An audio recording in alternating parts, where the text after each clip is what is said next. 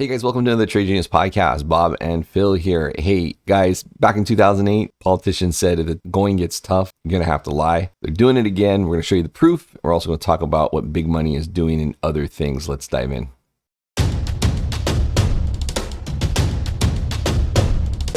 Trade Genius. Well, Bob, funny thing about the internet is that it has a great record keeping system, especially when you post stuff you didn't mean to.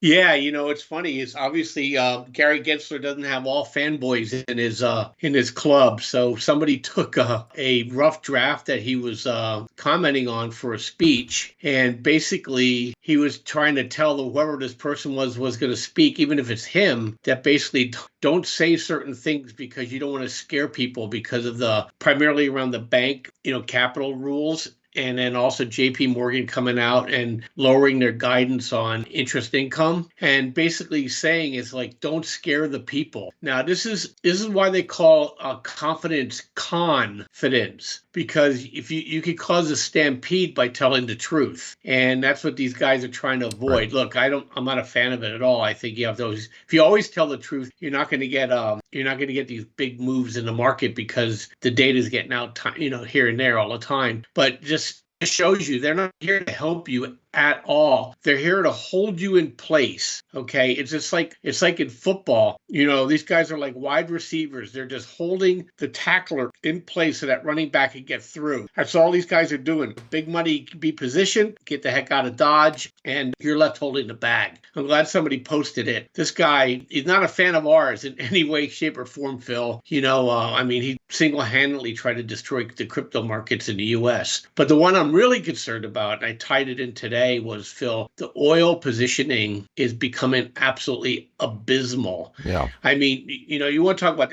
trying to position soft landing. Either we're going to get the mother of all oil short squeezes, Phil, or oil is telling us it's over, folks, and I'll tell you, this is what scares me the most. It's not that people are putting shorts on. It's that people are just not putting longs on. That's what, I call the Alzheimer's strategy, right? The slow walk away. And it's happening here. Now, they reach a certain number. I don't know what that number is, but all the producers have that number where if the price starts to go below it, they will actually, almost like it's their gamma line, Phil. They'll trade with the move down. And we've had that before. Do you remember when oil went to negative $58? Yep. It wasn't because people were selling. It's because the bankers that are financing the oil projects and the oil producers are all trying to protect the price, for loan covenants, for earnings reports or whatever. And they all went short together. It caused a feedback loop. And it could very easily happen here again. When you have ExxonMobil dropping 6% in one day,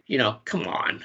Something's up here. Either it shouldn't be up at that price or we're just having heavy manipulation. Now, there was a guy, Warren Pease, who's on Twitter, just excellent guy. Look him up on your own. He thinks that this is going to cause a short-term bounce in oil, and then we could probably look for more weakness going into the fall, Phil. But this is not good news, guys. You don't and oil market's the biggest market out there, and there's plenty of geopolitical noise out there, Phil, and they can't get this thing, off the ground. That means there's too much oil and not enough demand, and everybody's pointing their fingers at China. Basically, their economy is actually slowly imploding.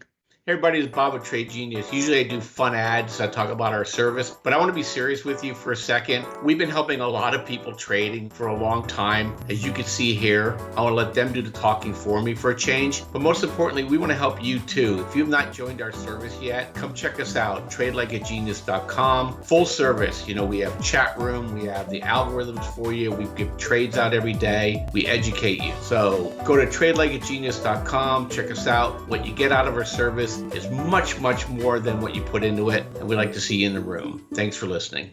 Right. I think, if you look at the chart on oil, about $65 is a fairly good support resistance level. And so we're there, well, almost there. So you could certainly get a bounce, right? You could get whenever the positioning gets really lopsided, that's where you tend to look for a bounce. So I think we can see that as well. But I think you have to be careful because like you said, if demand's falling off already, right, and we don't have even a technical recession to speak of, then what happens if we do get that? And we've started to see this elsewhere too, where pricing on things, I think there's a number of Chinese stocks that are not even, never mind COVID, they're back to great financial crisis levels, right? This is really wild stuff, because if we do get a recession and prices do fall another 30 or 40%, I mean, there's things that are going to be absolutely decimated. Things like crypto and on the altcoin market, that's purely speculative. All of that stuff's just going to get reset. So that's really the big concern here. Oil certainly could take a wallop. I think everything commodity wise could also take a wallop. But you have to understand how these cycles are going to play out, and nothing is in a straight line. So it's a legit concern. I do think there's a potential for a squeeze here, bob up. I think 65 is a decent area to look for that. And I think the short term is we have a debate tonight. We have some CPI and PPI numbers coming out Wednesday and Thursday respectively. And then we also have a rate cut coming on the 18th. Personally, the way the markets have been moving this week, I think we're getting that move up into a rate cut. Sure, there might be some, knee-jerk reactions here and there and might make you pause. But I think overall the markets, when we look at the chart, when it's all said and done, we see a move up into the 18th. But then remember, there's a big seasonality that happens from mid-September into October. There's a number of different reasons for that. It's even amplified in an election year, and it sets up for a pre-election bounce. So you got to be very careful in the back half of September, because there's a lot of reasons why this market can roll right back over, and we might take out the recent lows that we just put in. And this is where you could see oil then break 65, and that's where things get a little dicey.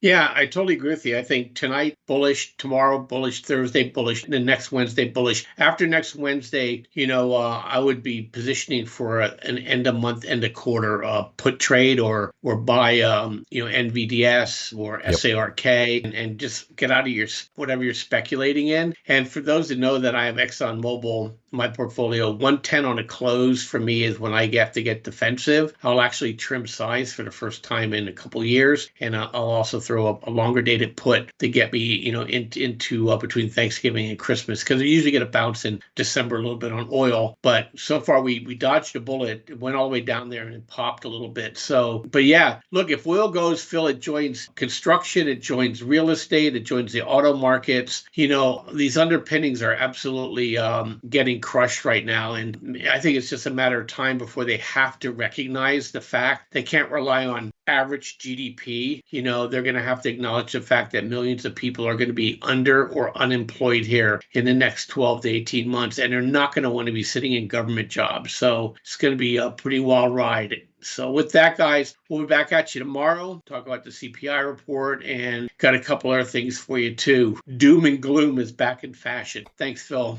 Take care.